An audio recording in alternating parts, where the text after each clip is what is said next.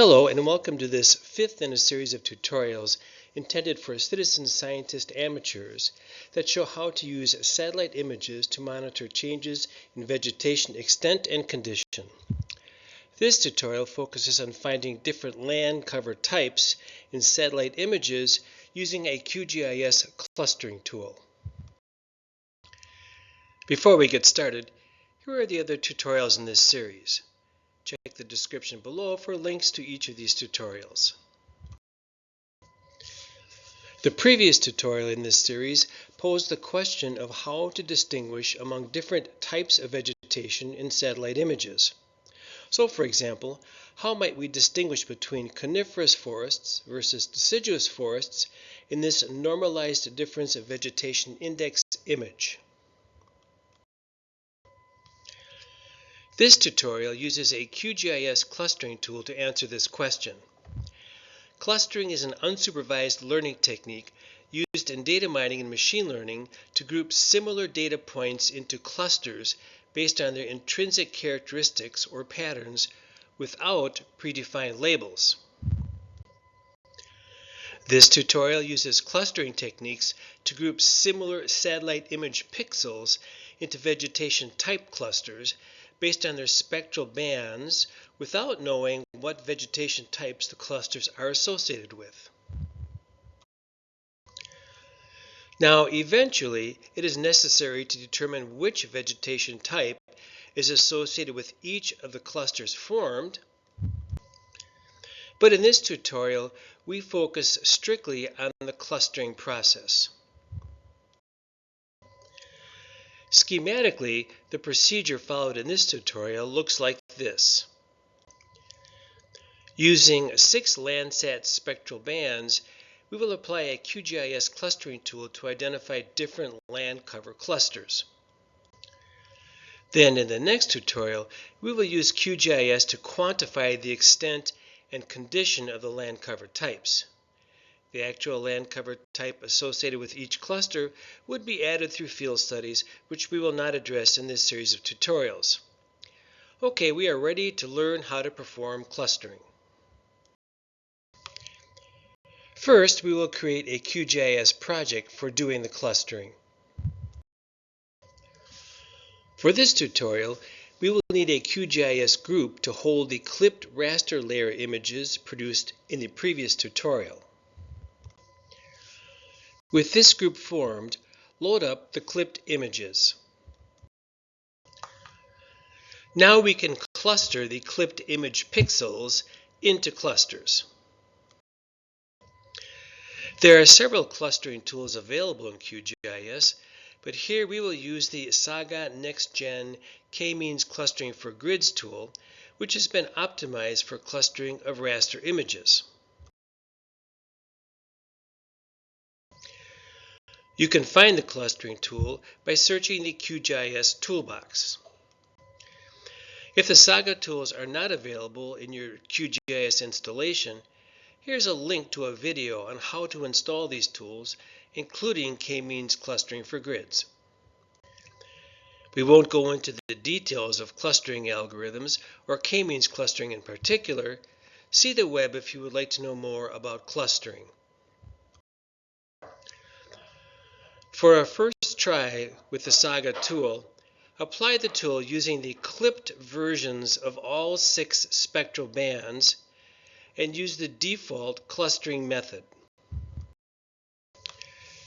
In general, simple clustering algorithms like K-means require you to specify the number of clusters to be formed. Here, clusters are equivalent to land cover types, but we typically wouldn't know the number of land cover types in a particular region of interest.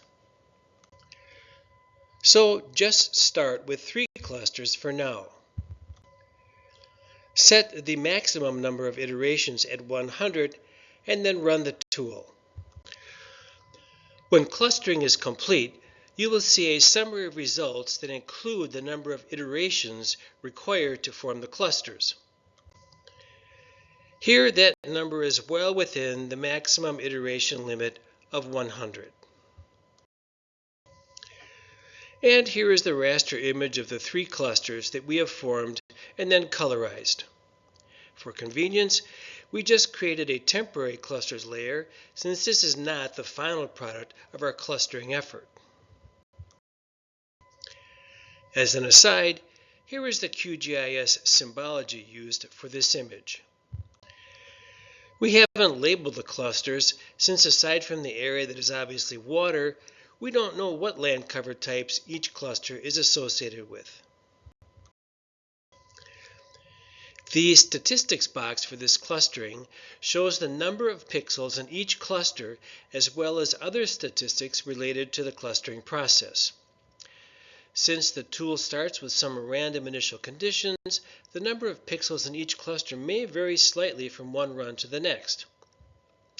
The Saga clustering tool has an idiosyncrasy that needs to be pointed out here.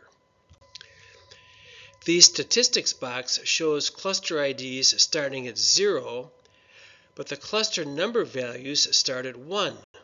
This is not a problem, just something we need to keep in mind as we go along. Now let's see the effect of adding more clusters beyond the 3 that we just formed. We'll add another cluster to make it 4 clusters. If we look at the pixel count for each cluster, we see that cluster 2 from our 3-cluster model has been broken into 2 separate clusters, with the number of pixels in the other 2 clusters remaining about the same. So aside from water, we have now differentiated among 3 land cover types versus the 2 of our previous clustering attempt. What happened here visually is that adding a 4th cluster broke the 3 different land cover types into 4 types based on the spectral band values of each pixel. More specifically, the dark green cluster of the 3-cluster model was broken into dark green and light green clusters, with the orange and blue clusters remaining relatively unchanged. Adding a 5th cluster splits most of the light green cluster into 2 clusters, with the other clusters remaining about the same. Adding a 6th cluster produces a new land cover type with just a few pixels and a bit of shifting around in the other clusters. Here's how the clusters shift as we add clusters, which clearly shows that adding clusters provides greater detail in the types of landform associated with the clusters.